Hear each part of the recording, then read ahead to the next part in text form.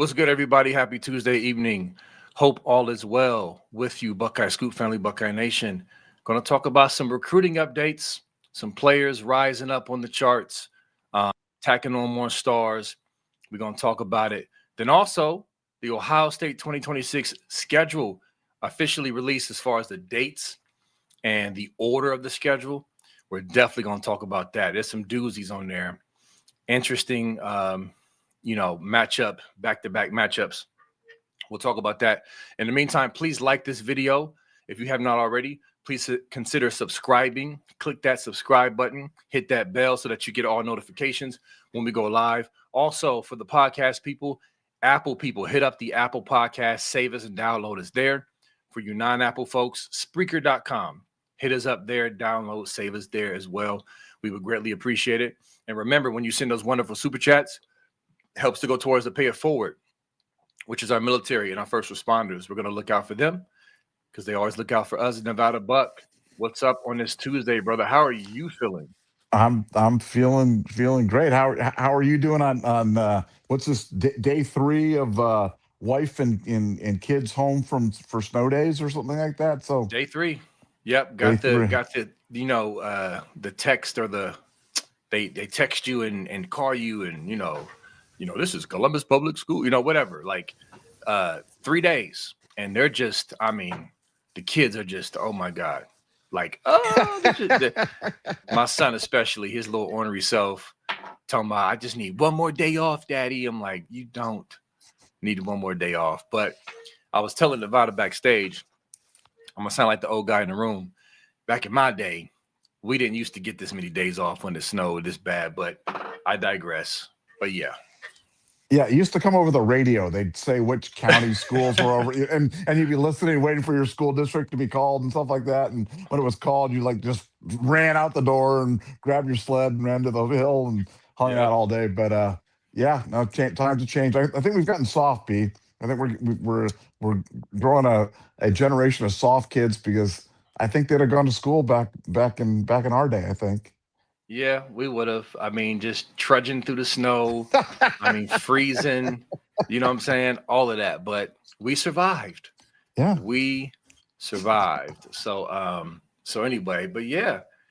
But speaking to kids, we're going to talk about several kids who have risen up in the rankings. Some kids like we've been high on, but I feel like another kid or two that has been slept on big time.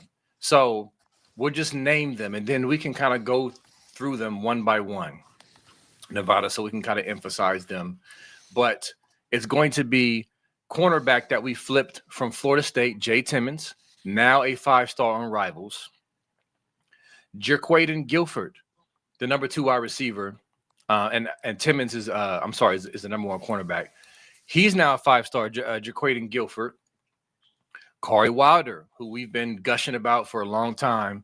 He's the number 22 player, and he's a 5-star. He's been a 5-star, but Sincere Johnson, number 1 linebacker, 5-star, and Chris Henry Jr., 5-star.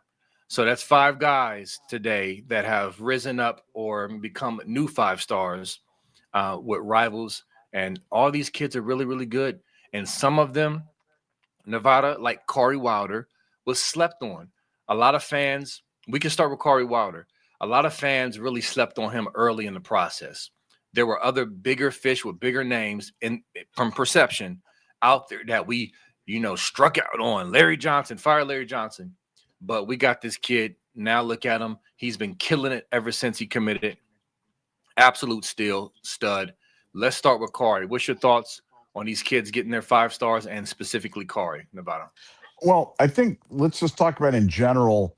I think that the helping technician kind of laid out the new strategy for Ohio State and kind of broke down into two kind of groups for kids, and it's the high immediate impact type of players, and then everybody else, which is kind of a development, lower price type of athlete. And so I think as we're talking about all these 5-stars, I think we're talking about these guys that Ohio State is looking to make immediate impact, meaning try to jump into the 2 deep, early in your career, because, I don't think you're in a position anymore where you can pay guys like this top NIL money and then have him come to Ohio State, sit around for a few years, and then end up getting a better bid somewhere else, and you ended up getting no return on your investment. So I think for a kid like Corey Wilder's a kid that I've been talking about him for a long time. The guys at J. Sarah, which they've put out a ton of football players. They're a great school, great academic school, great athletic school all the way around. They say he's the best defensive end they've ever had, best defensive lineman they've ever had. So this is a guy that we've been on really, really early. Rivals down their final rankings still kept him as a 5-star number one defensive lineman or number one defensive end in the country. I think he's a guy that comes in at a position where we really need a kind of a talent upgrade of those guys that are benders, those guys that can turn the corner and get to the quarterback. Corey Walter's that guy. I mean, he's a guy that can come in and make an immediate impact. I expect him to be in the 2 deep right from day one. And I think he's a guy that you could see in a very challenging 2026 schedule. I could see him being a guy that can make plays for you down the stretch for Larry Johnson and for Matt Patricia in this 2026 OSU defense. He's definitely one of those kids who you can see coming on as the year progresses, earning more tick. You'll see him in there. Was that Corey Wilder in there in the second quarter, making that, pressuring, what I'm saying? Like you can see that in him. I mean, he's a stud. Watch his tape. The kid is nice. And again, like, shout out to Larry Johnson, because yes, you want every 5-star you can get. This kid wasn't a 5-star when we got him, but he went out and showed and proved that he is legit. And he keeps doing it. So I'm super excited about this kid. It's just one of those kids that people will kind of overlook even still. And he's just going to step up and add some depth to this defensive line. And I'm excited. I'm excited about this kid. So we got several others, but, I just shout out to Larry Johnson, man, for grabbing Corey Wilder. Like, for real. This is one of those things, Nevada. It's not that you don't want the other guys, but it's like, I wouldn't trade him for anybody. Perfect example. Who was the other big time tackle prospect? And we were like, nope, we'll take Sam Greer.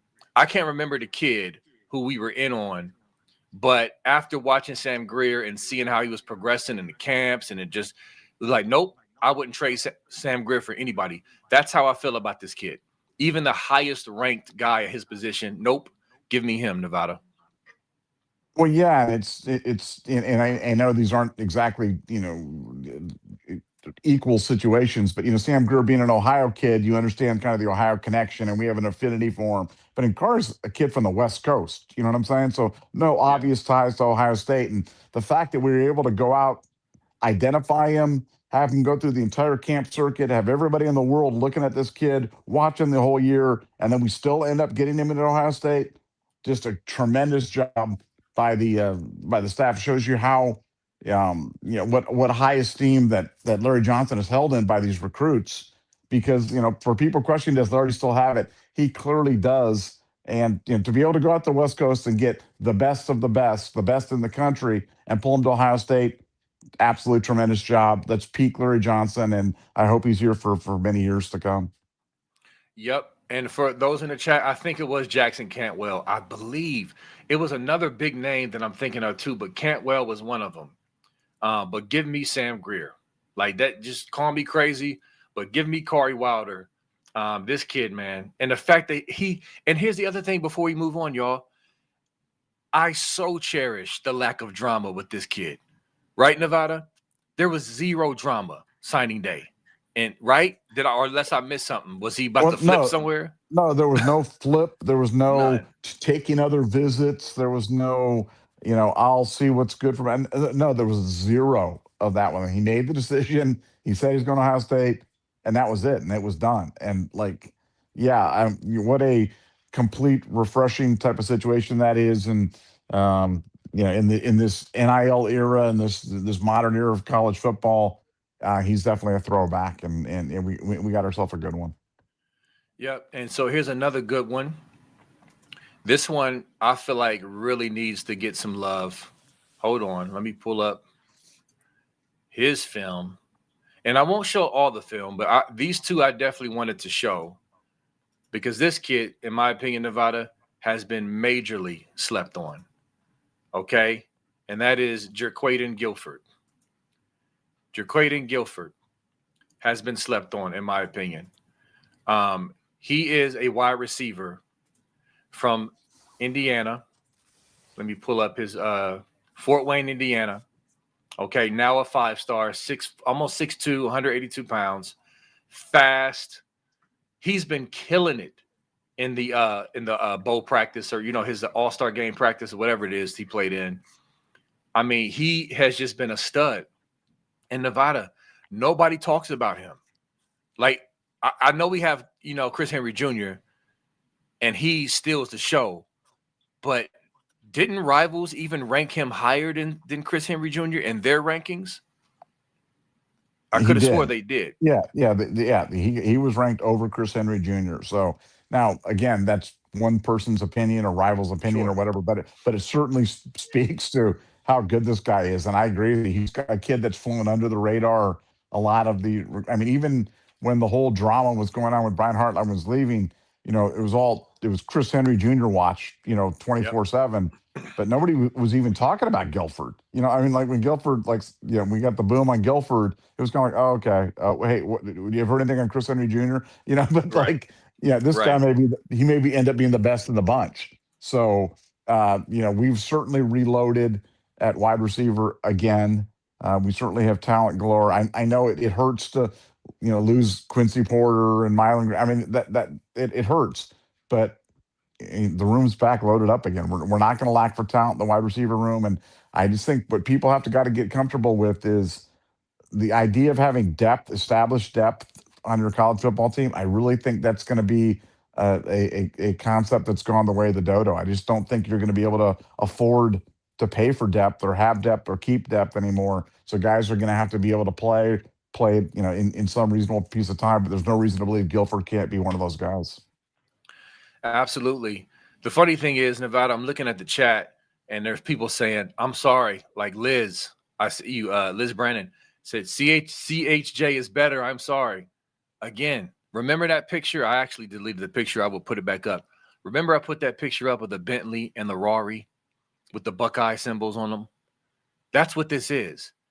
Bentley or the Rari today, Nevada. Which one we gonna flex with? Like, both of them are excellent. And I don't disagree with you, Liz. Like, I'm a lean CHJ because his size, to me, his pterodactyl arms. Don't get me started about the ring my neck. His freakishly long arms, his ability, his 50-50 ball, high point the ball with his length. He runs really good routes. He has deceptive speed, athletic.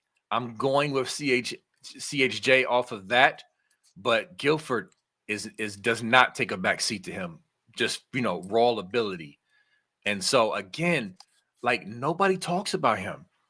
And that's the thing. This is like, yo. And now he's a 5-star. Now people will start, okay, but no, he's been a dog, Nevada. And so for you people watching, you better have him on your radar. Guilford is no slouch, as you can see even in this film.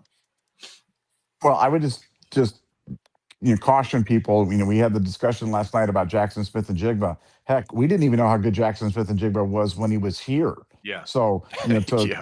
to make a statement about any high school player that, like, we know who's going to be better, we don't know. You don't know. Nobody knows until they get there. But Guilford certainly has got the look of somebody who's got a lot of upside and could be as good as anybody. So yeah, I'm super excited about him. Somebody that I know who's really close to the wide receiver recruiting, thinks he is going to be the best in the bunch. And so, that's always been something that's been interesting to me. But now, getting the 5-star, again, it's a recruiting service. It's just a thing. But yeah, no, it's definitely, there's a lot to be excited about for all the recruiting for Ohio State. But the wide receiver recruiting for Ohio State did not take a step back this year. That's for sure. And getting Guilford was certainly one of the cherries on the top. Absolutely. Absolutely. Let's go to the next kid. I love this kid. You know why? I have a special place in my heart for anyone from Glenville. Sincere Johnson, linebacker, dubbed the next Arvell Reese. This kid is already doing very Arvell Reese type things at Glenville. His film is very similar because with Arvell Reese, obviously he came in as a linebacker, but they used him off the edge a lot. He was a terror to the quarterback. Sincere can run sideline to sideline. He's as physical as anybody. Stud. I don't know how much of an impact he'll make as a true freshman. Even Arvell Reese wasn't Arvell Reese his true freshman year. So, but regardless, this kid is a stud. I love the Glenville pipeline. And so I'm excited about this one, Nevada. Well, how about that number 8? I've seen that number 8 from somebody Yeah. before. You know what I'm saying? I do you think they're trying to draw a parallel between him and that other number 8 guy? I think so. And I don't know. you That know, might be a reach, Nevada. That might be a reach. that might be that might just be a big coincidence or whatever it is. But no, I mean, look, this guy's a wrecking machine. Plays a very similar game to Arvell Reese. They're going to deploy him very similar to the way that they deployed Arvell Reese. To your point, to your excellent point, Arvell Reese wasn't even Arvell Reese early on in his career. Showed Right. flashes, but took him a little bit of time. Um, you know, you never want to heap that type of expectation on somebody because it's hard to live up to that. But Sincere Johnson certainly could be the next great linebacker from Glenville, and I think he's got a clear vision of how they want to use him, what they're going to do with him, and what his NFL prospects are if he's able to get that done. So I think for Sincere Johnson, the path is clear and future bright as a Buckeye for sure. Definitely, definitely, definitely. So, I mean, for you young pups out there, Glenville High School, Ted Ginn Sr., remember, you recognize that name? Ted Ginn Sr.'s son, Ted Ginn Jr., who is an all-time Buckeye, came from Glenville. Troy Smith, Dante Whitner. I mean, I can go on and on and on. Jamel Hines, on and on and on. I mean, I'm not, you're scratching the surface. Glenville High School in Cleveland has been an absolute gem for us in this program. There needs to be to me, in my opinion, somebody needs to do a documentary on Glenville High School and the pipeline to Ohio State. Flat out. Again, if I had the equipment, I always be talking about this stuff. I'm like a documentary movie guy. If I had the I don't know, the connections and the money, I would produce films. I would do like sports films. And maybe I will do that because I think that would be dope, Nevada. But yeah, we can go on to the next stud on the list. Let's see who we got. Make sure I didn't skip over any names. Okay. Did I already say Jay Timmons? All right. So Jay Timmons, the kid we flipped from Florida State. Yep. Florida State. And I know some people were a little surprised by that. The flip, now a 5-star. So again, like when you kind of step back and just look at it, I want to touch on this, Nevada, because we're now in the aftermath of the portal and the freaking out over losing guys that we just, oh man, we wanted to see them flourish here. And, it's unfortunate because I wanted to see Aaron Scott's career. I wanted to see him come in and step in and fight for playing time next year, like in that 3 rotation for the corners. I wanted to see, Quincy Porter Jr. finally get in there. But we're in a new era, y'all. And the clock is ticking and it's sped up. And it's just what it is. And we lost corners. We lost Bryce West. But guess what? This kid, stud, flipped him from Florida State. And not to mention all the other DB prospects we have. But this kid right here, I went and watched him. I didn't know much about him. Stud, Nevada. Fast, physical, athletic. I think his ball skills are tremendous. If you watch his film, like he's picking it off. Like he's one of those who I feel like if the ball's in the air, he's picking it off. He's not just knocking it down. He's that type of kid. What you think about Jay Timmons, Nevada? Well, I think from people that cover Florida State recruiting, they say he was the number 1 recruit in their class. So you're talking about going down and getting the best recruit from Florida State and bringing him to Ohio State. So that's it's not like Florida State's like Florida A&M or North Florida or Florida Tech. Or you're talking about Florida State. They put out some players specifically, some defensive players and certainly some defensive backs. So to get Jay Timmons, the number 1 player in their class. Huge get. When I first heard that they was potentially coming to Ohio State. I was a little bit of skeptical hippo on it because Yeah. I just didn't think we'd be able to make the pull, but they did. Unbelievable pull by OG Walt, and another guy that they're looking to make an immediate impact.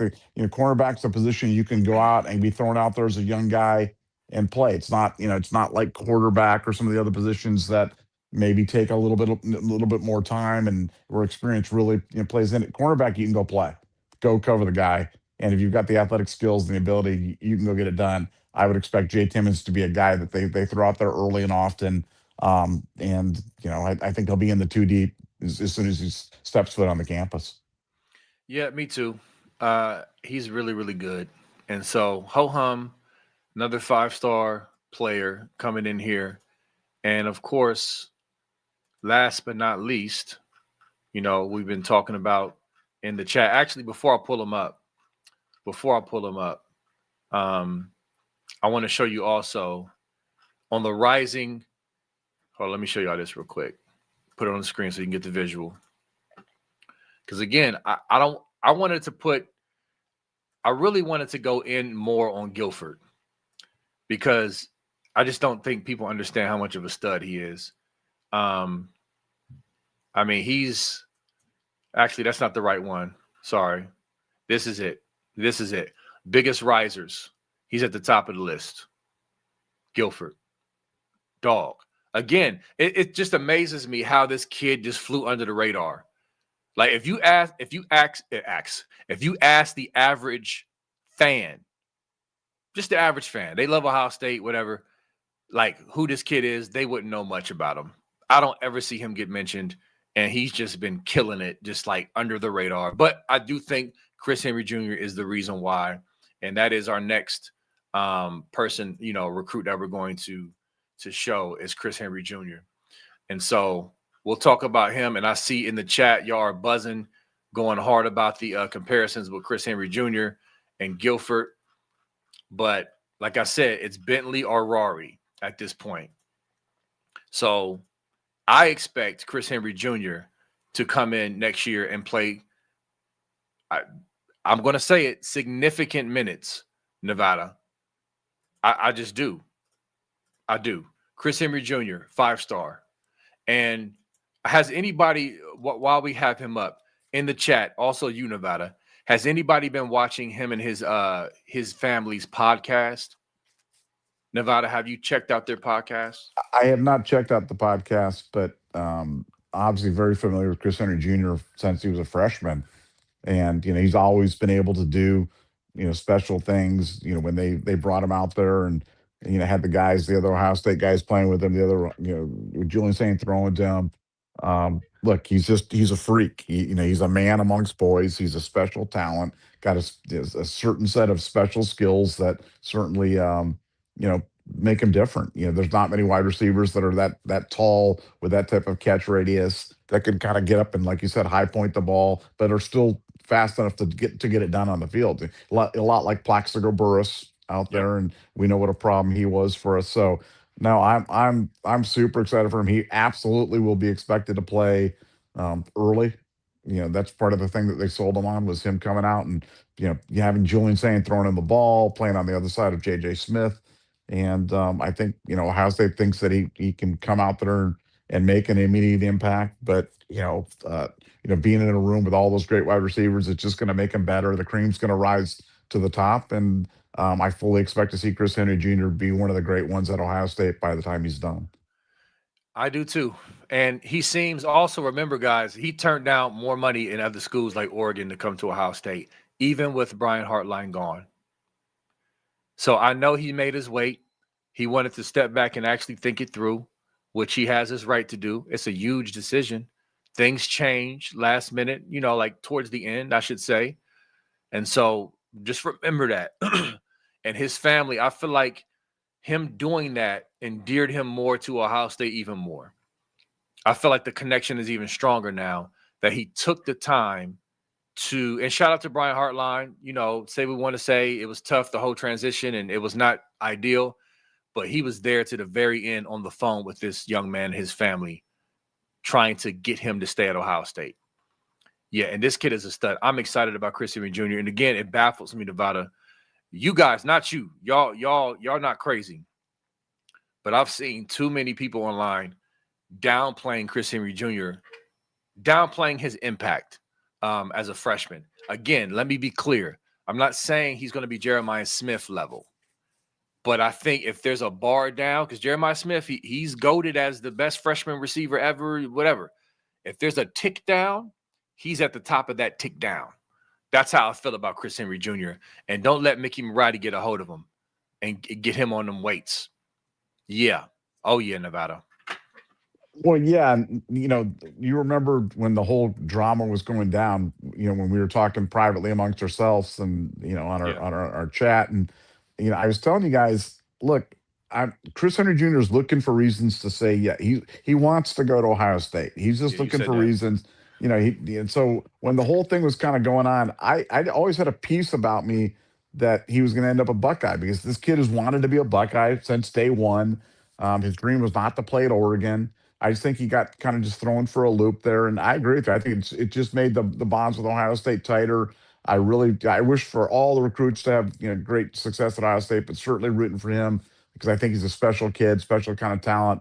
Even though he's out at Modern Day now, to me he's an Ohio kid. So yeah, I'm excited about him. I'm excited to see what he can do.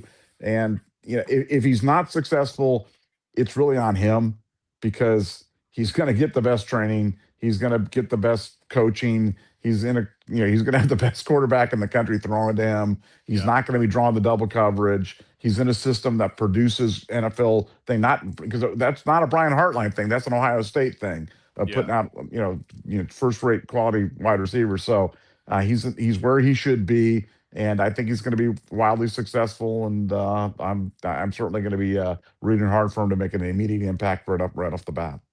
Yeah, me too. Seems like a great kid. And that's why I was asking if y'all seen the podcast because you get to know kids more when you see them in their element.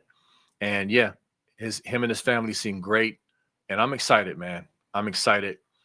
So I'm also excited when we talk about making an impact next year about this schedule, the Ohio State football schedule for 2026. Hold on, released. before Yes, we sir. get into that, can we talk about some of the guys that maybe weren't 5 stars and just because I want to get your Yes. because Sam Greer was not a 5 star. Am I Yeah. right on that? Now, and was it? Am I right or did I miss? Was Blaine Bradford not a 5 star? Yep, missed the cut too. And I see the chat going crazy about Blaine. We're going to talk about that, but I mean, Blaine Bradford is a bad man. Stud. I mean, he's a stud. He is so good. I mean, you might look. I'll give you the Sam Greer thing because, like Lyman, maybe but Blaine Bradford is the definition of a 5 star player. He's the best player in Louisiana, and we went down there and got him. He's another kid that never wavered.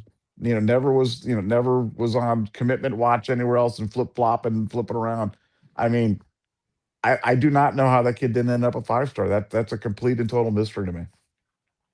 Yeah, it always is with these rankings. I mean, it's like it's one of them things like, okay, you praise the ones they do, but it's like, but what about them? And then of course they have their criteria. Well, we can't make everybody a 5 star. They were just outside of the 5 star. Blaine Bradford is a 5 star. And I'm glad, I'm proud of y'all, chat, for mentioning him. And I'm just gonna quickly, I gotta show this kid love. I gotta show his film. Stud, absolute stud. And here's the other thing. See, I used to love this kid, the other kid I'm about to mention, but I done forgot Womack. Remember, I wanted Womack. Like, I'll be honest with y'all. I wanted Womack badly. I thought he was really good. I think he still is really good.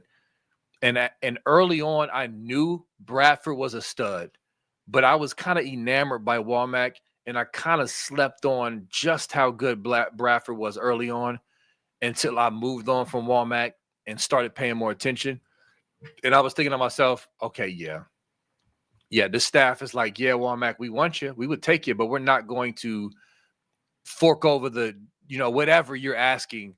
We got this kid, Bradford, who's, he's here. He wants to be a Buckeye. Ain't no back and forth. No, to each his own. Do your thing. It's your life. It's your decision. No shade. But I'm saying when you got a kid like this who is a 5 star, regardless of his ranking, it's kind of I get it. I get it why you like, nah, we good. We're good. And this kid is a stud, Nevada. Absolute stud. I know Dev from Buckeye Boys in the chat has always loved this kid as well. So just another guy that I think fans, it's one of them things where you focus so much on who you missed out on that you don't appreciate what you have. This kid is going to be a stud, and people are going to be like, "Where he come from?" Well, he's always been a stud, Nevada. Well, yeah, and I hate to make the comparison, but he reminds me of Caleb Downs in high school. I mean, he just he's the same type of big rangy guy. Hits like a ton of bricks. When he hits guys, he does not miss tackles. Drives guys back. Great blitzer. Unbelievable. Ball hawk. Great offensive player. Can play on either side of the ball, much like Caleb. I mean, he's just that prototypical safety that you're looking for in the modern era of defense, and he's going to be that one's stunning to me, to be honest with you, more so than anybody else that got a 5 star or didn't get a 5 star. Or where I agree. the fact that Blaine Bradford's not a 5 star to me is just mystifying. I agree. No, you nailed this, and I hear you. You said I'll give you Sam Greer. I love I agree with you. Yes, Sam Greer is one of them, but I would even agree that Blaine Bradford even more so than Sam Greer. And again, that's Rory Bentley. Both are studs, should be 5 stars. But this kid, and the other thing that we keep hearing is how intelligent. All that stuff you said, Nevada, true. But the staff loves this kid's. You said Caleb Downs. I really believe that's a good comp because he has it up here too. He's just smart and sharp, intelligent, and he's going to run things back there, man. I'm excited. That's a great, great call out. Any others than Greer and Bradford, Nevada? Yeah, I mean, nobody that should be in that discussion, but it just shows you the top end that this class had. I mean, this class was a really, it was a really high end class. I remember during the summer when people were freaking out that we were falling behind, and that where did Michigan end up in the rankings?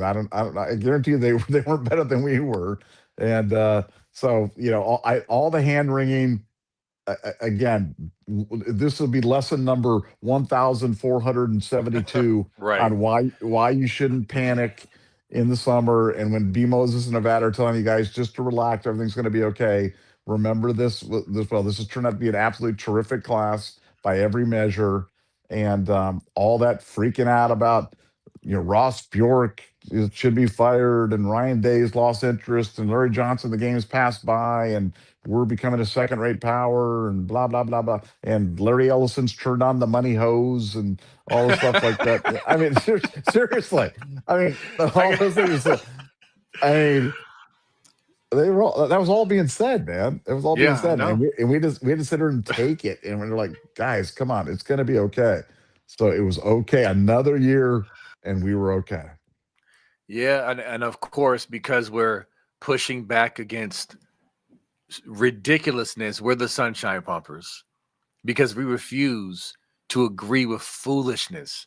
And it's like Groundhog Day, one of my favorite movies. I love Bill Murray. If y'all haven't seen Groundhog Day, go watch it. Same thing keeps happening every day. Same thing keeps happening every offseason. Why are you panicking? We always figure this out. When it comes to certain areas, recruiting is one of them. And by the way, the team up north finished 12th in their recruiting class. And yes, there was a lot of panic. Man, we need to pay players. And Larry Ellison, they pay Savion Hyder. Well, we don't need to pay Savion Hyder. Matter of fact, give me DGG over Savion Hyder. You feel me? We good. Bo Jackson stepped up and looked really, really good this year for a true freshman. We good. What you got, Nevada, before we move on? Well, yeah, no, I agree. I think one of the great myths of modern time has been this whole myth of Larry Ellison in Michigan football. You know what I'm saying? Because it's like somehow like people just kind of equate for a team that supposedly has got the third richest man in the world just pumping money in the program. They sure suck at recruiting. So like I don't know what they're doing with the money, but they're not spending it on the kid. Maybe he helped out on a kid or two, or helped out get that fat kid, the fat quarterback, Fats Underwood. But like, it's certainly not helping them yeah, across the board because they're not even in the top 10. And yeah, I think you and I need we need to be on the show Mythbusters. We'll be on that Mythbuster show where we like, Yeah. fire off like watermelons out of like cannons and stuff like that. But we'll be firing watermelons at the myth of Larry Ellison and the money cannon at Michigan. Yeah, then we can be like, what was his name? Gallagher or whatever. He used to smash the Gallagher. watermelons. Yeah, that was good. Whatever happened to Gallagher? Gallagher still alive? I think he might be dead. Um, He my might be my dead. my guess is dead. I'm on the Google machine. Is Gallagher still alive? It came right up. Let me see. Nope, he is deceased. He died in 2022 of age 76. So had a That good, make that makes that decent. that makes me sad. That makes me sad. Yeah, yeah, he was comical. He was. I never remember. I never forget as a kid seeing like my grandma. What I walked past the TV and you got this guy smashing watermelons and she's just cracking up and I'm like, what is this? I never forgot that. But yeah, great guy. You would think that somebody else could pick up that gimmick. You know what I'm saying with that? Because that's like a pretty straightforward gimmick. Maybe B Moses, you could be out there like smashing stuff out there with a sledgehammer or something. Hey, listen, with TikTok and everything else, IG and all that, I bet you Yeah. I can get away with it. I can do And that.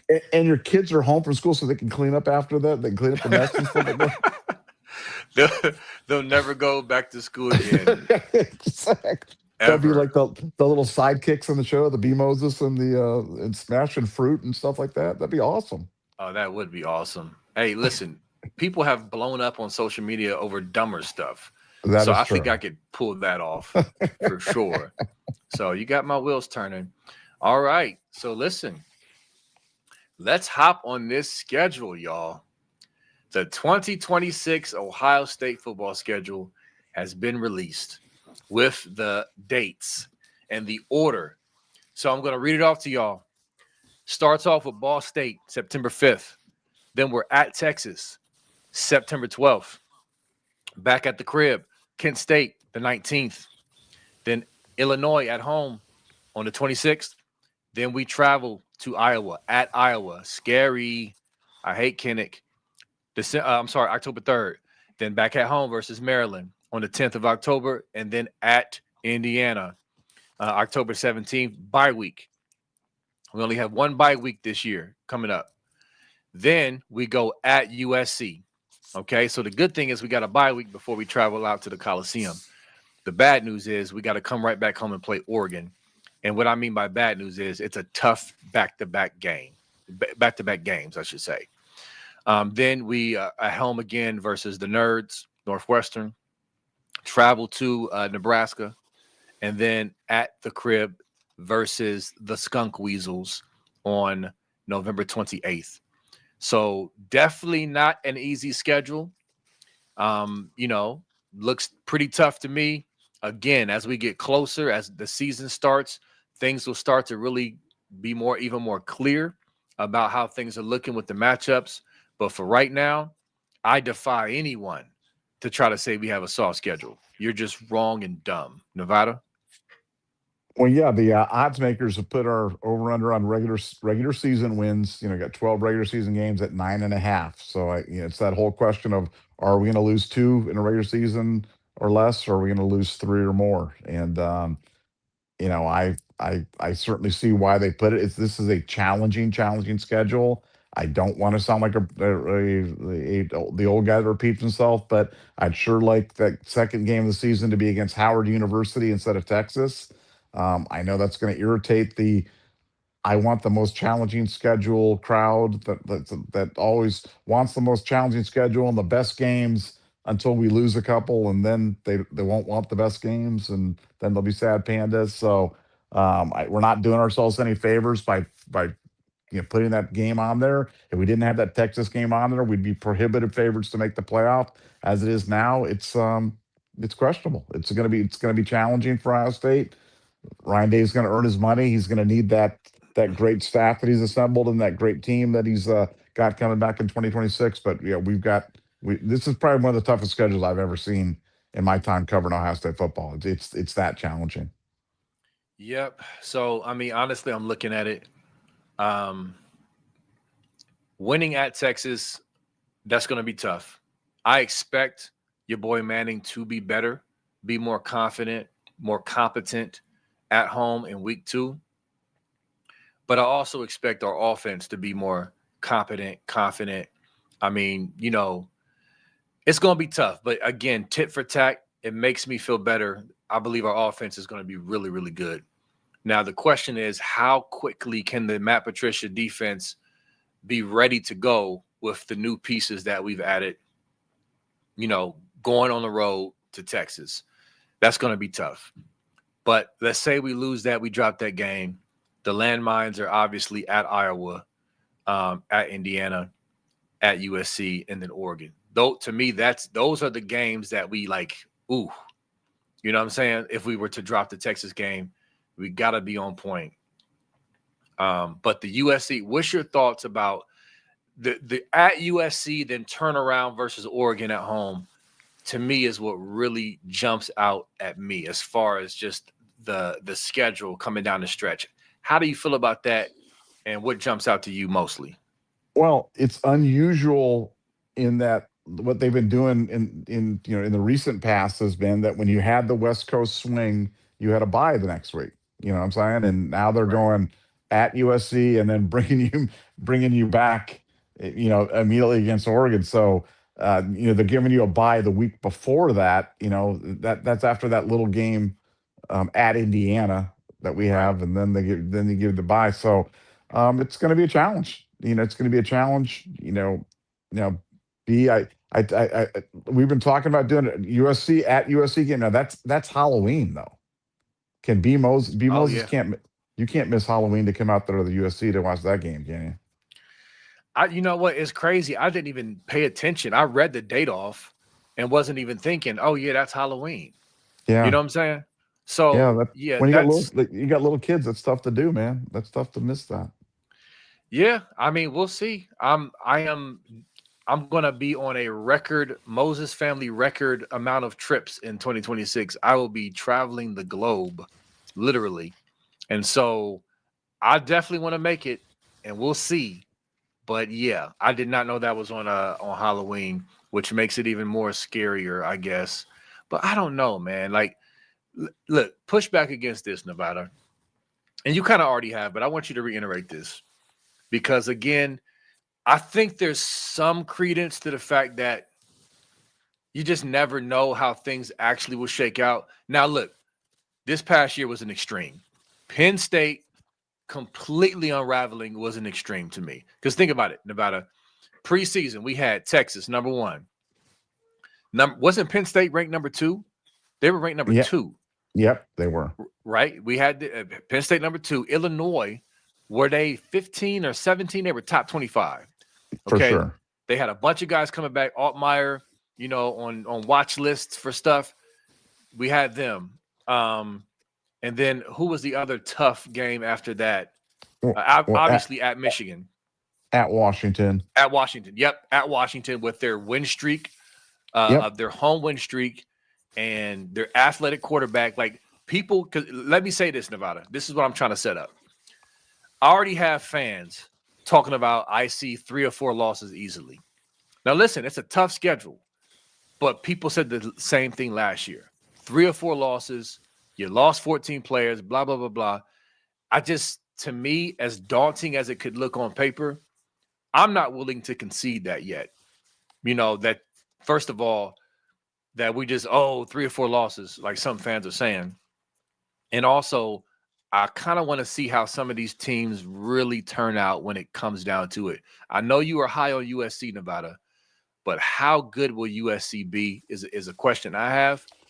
But just in general, Nevada, go ahead, brother. Go ahead and respond if you want. Well, I think that, I mean, look, Texas is going to be tough. I mean, Arch Manning's got another year under his belt and finishing off a big bowl win, and that game's at home and probably at night. So I mean, there's no way that game isn't going to be a dogfight. You Yep. know what I'm saying? They're not going to implode by week 2. You know what I'm saying? Like Right. they'll be peak Texas at that point in time. Indiana's the defending national champion. We're playing them in their crib. Um, they've still got a lot. They've got. I mean, that's going to be an absolute war. USC demolished Michigan last year on the road. That's gonna. I don't know. I don't know if it'll be a top tier tough game, but it's gonna be tough. That will not be an easy game by any stretch of the Yeah. imagination. And then Oregon with Dante Moore. I mean, he was expected to go first or second in the draft, and he's coming back for another year at Oregon. So that's going to be a Yeah. heck of a game. So I don't see 3 or 4 losses for Ohio State, but I think you can certainly make a good argument for 2 or 3. And if you do come up on the short end and lose 3 times, are you in the playoff? Probably not. You're probably missing the playoffs. So that's the risk that we're running by putting that big out of conference game on there, and that's the risk that these other schools, and Kurtz and Yeti in Indiana, they've dropped all those games. They dropped all those games. Went to Kennesaw State, Old Dominion, that type of level of players. Man, Ohio State's got to figure that out and drop those games. They're not doing themselves any favors by having those big things. They're just making the road that much tougher for them. And you do not get a 1 point win at home over Howard is valued more over a 1 point loss on the road at Indiana. That's just the facts. And until they change that, you're not being having a game like at Texas on your schedules, you're not doing yourself any favors. Yeah, and you know what? Here's the reality too, Nevada, is that Indiana, I know they're just coming off a national title, which, let's just be honest, nobody had this on their bingo card. It's Indiana. Let's just be honest. Our whole lifetime of watching college football, has Indiana ever been taken seriously for a national title, let alone Big Ten title? No. So even with their success this year, they can still get away with removing big out of conference games off their schedule without much scrutiny because it's Indiana. If we were to do it, oh, we play cupcakes, look what a house that they're soft, whatever. Now, at the end of the day, it doesn't matter. The grand scheme of things is what matters. But I'm saying Indiana can do that and fly under the radar, no problem. That's going to be more controversial if we were to do that, but it is what it is. Yeah, but I mean, look, the SEC schools have been doing it for years. They've been scheduling True. that Week 11 bye, Yep. that Week 11 game against Mercer or whoever else they're doing. And people can cry about it and scream about it and kick and write articles and moan, but you know what? They just look at the scoreboard, look at the schedule, and just laugh all the way to the national championship. So I'll Yep. take all the barbs. I'll take everybody calling us chicken and bad schedule and whatever it is. I just want to make the college football playoff, because if you make the playoff, you got a shot. If you have Yep. a chip in a chair, you're in the game. That's all that you want to be in this modern era. That's all you want to be. But you can't miss the playoff. And there's no prizes for missing the playoff heroically and playing the toughest schedule in the world. But everybody's like, "Oh, these games were so entertaining. They were so much fun this year." No, to me, fun. I'll take the most boring schedule in the world, the easiest road possible, and get us to the playoff. That Sign me up for that. Sign me up for that, and I'll take it. And I'll take my chances. And you can play that tough schedule and get all those moral victories or close losses and heartbreaking defeats, and you can have that. I mean, yeah. Listen, you make a fair point. Obviously, college football fans want to see great games. It's exciting to see big time matchups on the schedule. But at the end of the day, nothing matters more than a national championship, and you can't win it if you don't make the playoffs. It's a fair point. You're right. And so we just got to take 1 week at a time, y'all. It's a long off season. Our guys are going to get better. They're going to be working one game at a time. Who knows? Maybe we go to Texas, roll in there, and beat them. If we do that in Nevada, Well, I think. look, I fully expect this. I mean, I think we're going to be the best team in the country next year. I just think that we're going to be challenged at a level that we've never been challenged before with this Yeah, schedule. And you yeah, just gotta dodge the injury bug.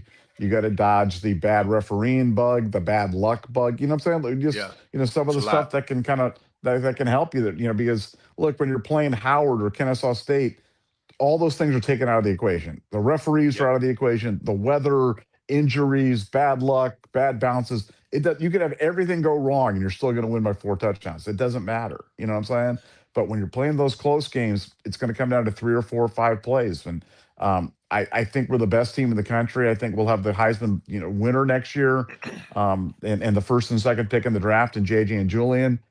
But those games are still going to come down to a handful of plays, and do you make a kick or does the other guy miss a kick or whatever it's going to come down to, and that's that's fun and that's great drama, but it doesn't make for a great path to the national championship. We might need the Baylor kid out the gate, Nevada. Might Yeah, we need the will. Baylor kicker to come through and knock one through for us. We'll see. But as we get into super chats, I see y'all in the chat. I agree. Brock Boyd, to me, somebody said Sanzenbacher. By the way, I love Sanzenbacher. But I think he's a more polished Brian Hartline. Brock Boyd. I think Hartline saw himself in him. Because I'll give this credit to Hartline. Because again, people don't recall. Hartline was low key explosive. Like he didn't look like it. He's run back punt returns. He's taken screens to the house. He was faster than he looked. He didn't drop balls. He ran great routes. This Brock Boyd kid from Texas, the Dragons, he's nice. The same school for y'all that Ewers went to, that he was the quarterback at. Same school. Great program at Texas. Brock Boyd is nice, man. Go ahead, Nevada. Well, yeah. I mean, I've told this story before, but I'll tell it again just because it bears repeating. You know, South Lake Carroll it had a friend of mine that was with the Dodgers, and he wanted me to look at tape and of his kid. He wanted to see if he could get Ohio State interested in his kid, and I was like, okay, what games has he played? And he goes, he hasn't played any games yet. And I'm like, well, what is he, like a freshman or something? He goes, no, he's going to be a senior, but he hasn't really played. He hasn't started yet because at the school you don't really start until you get up. I'm like. This is the first time I'd ever heard of South Lake Carroll, and his kid was Greg McElroy, the quarterback that went on for Alabama and did all stuff. But like he didn't even start to like I didn't even didn't even know that. I was just because I'm used to kids in Ohio where if you're good, you're starting as a freshman. Yes, and you're going to be whomever the next great one.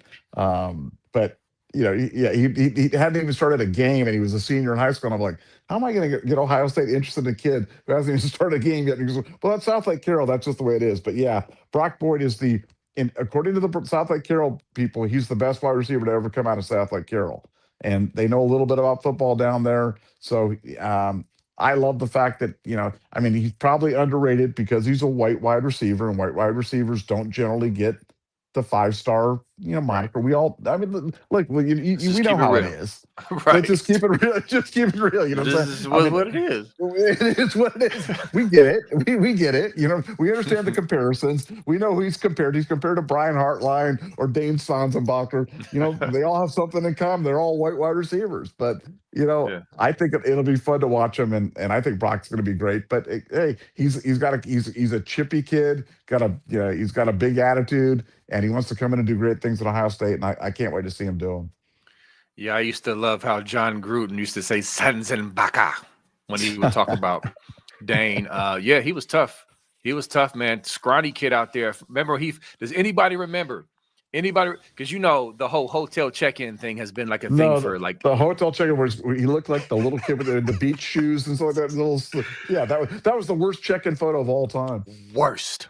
I mean, this kid, he had to weigh like 93 pounds at that time. I mean, just dinky. And he came in. His route running was excellent. I mean, he caught everything. He was tough. He took hits. I mean, Dane Sanzenbacher, that dude, he was that dude, man. Shout out to Dane Sanzenbacher. I got a chance to meet him at the Buckeye practice earlier in 2025. Nice dude. Good dude. All right, let's get on these super chats. Stilly Matt, thanks for the 199. Did your agent call again, B? Lace them up. He did. We're in negotiations right now. Listen, I don't like what they're offering out the gate. So a little bit of pushback. He's supposed to hit me back tonight to see if they're willing to budge on the dollar amount. But if they are, I will be in LA. I don't even know where the Pro Bowl is. He didn't even tell me where it's at yet. You need to find out where it is, B. That's really important. Is that important? That's important. Like B Mo's gonna be flying around. We're like, hey, where's B Mo's? He doesn't even know where the game is, man. It's just like, yeah, but the check cleared. The check cleared. He's the next Pro Bowl quarterback for the Cleveland Browns, B. Moses. Yes. Let me see. Quick Google machine.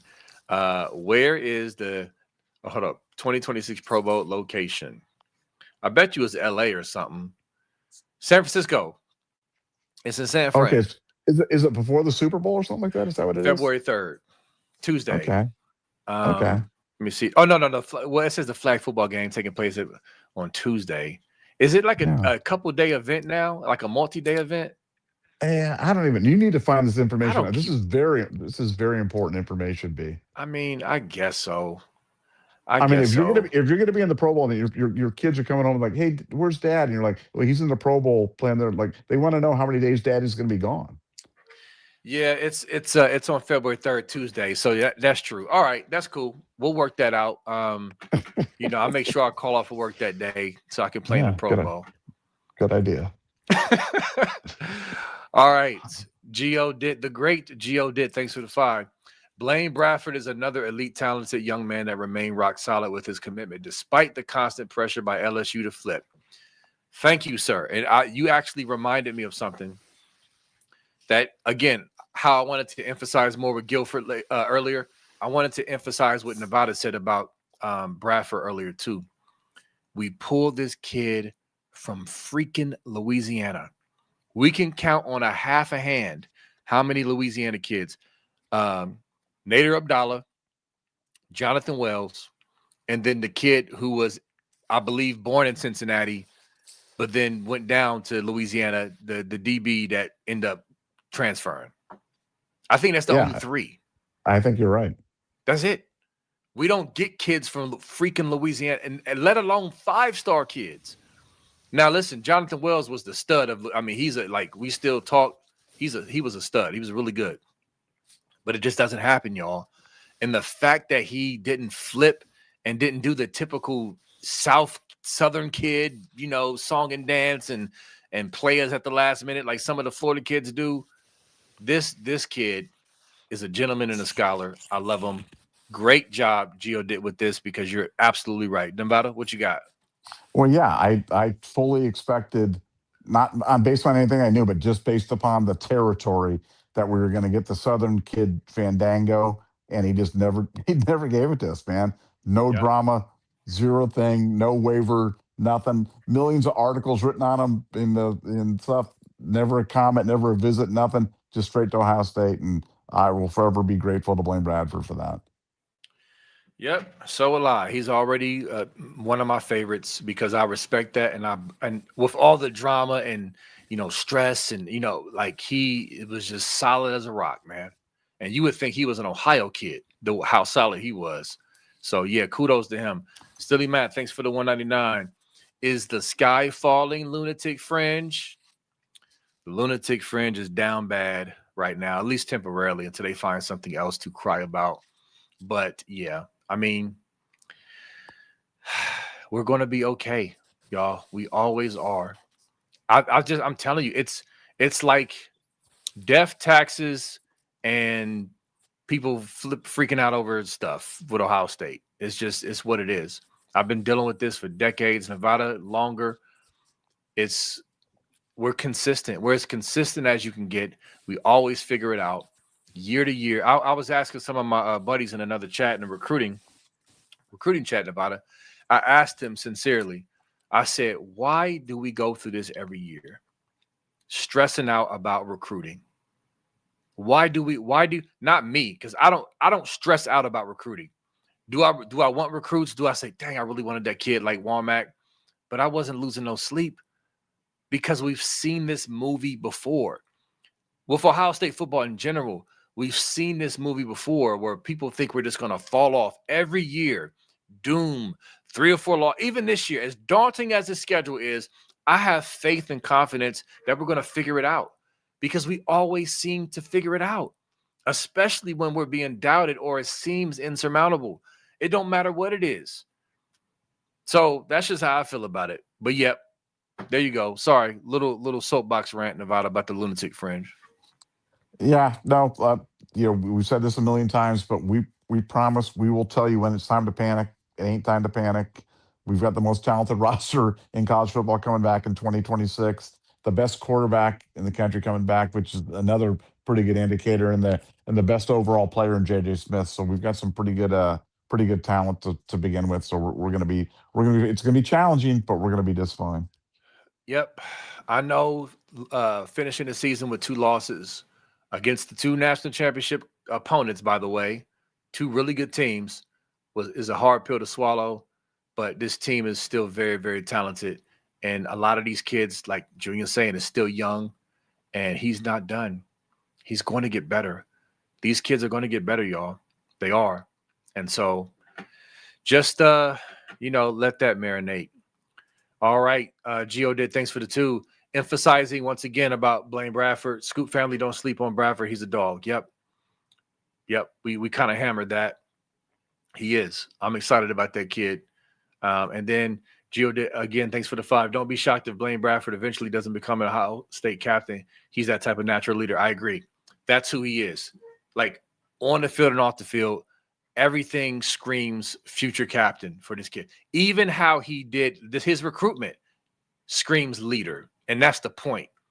Excellent, Gio did. You're really good at this super chat stuff, by the way, Gio did. One of my favorites. Nevada, what you got? Yeah, no, I agree. And I think the point you make about how he handled his business and the recruitment, and those are the kind of traits you want in your leader, is an underrated one for sure. That's exactly what I was thinking about Blaine Bradford. And everybody that talks about him, they talk about what a great inspiration is, smart kid. And again, Caleb Downs part two. Hate to put that on anybody, but Yeah. that's who he is, man. He's Caleb Downs part two. Barring injury, which is obviously a disclaimer for everybody. But I think he could be the next big thing at safety for us. Yep. I agree. Gio did. Once again, thanks for the two. At Texas, start number 16 for Julian saying big difference. Absolutely. And I was saying this yesterday, I believe. Week one against Texas, obviously held the reins back, protected him a little bit, win the shortest way at home. Yeah, he's much more advanced and experienced than he was week one. Now, is that gonna mean that it's not gonna be tough? No, it's gonna be at Texas. It's gonna be tough, but he's much more equipped to go into, put it like this. If he had to start his first game at Texas, that's much different than having to go at Texas in your 16th start. You know what I'm saying? So I'm very grateful that we have that um, going into Austin, Nevada.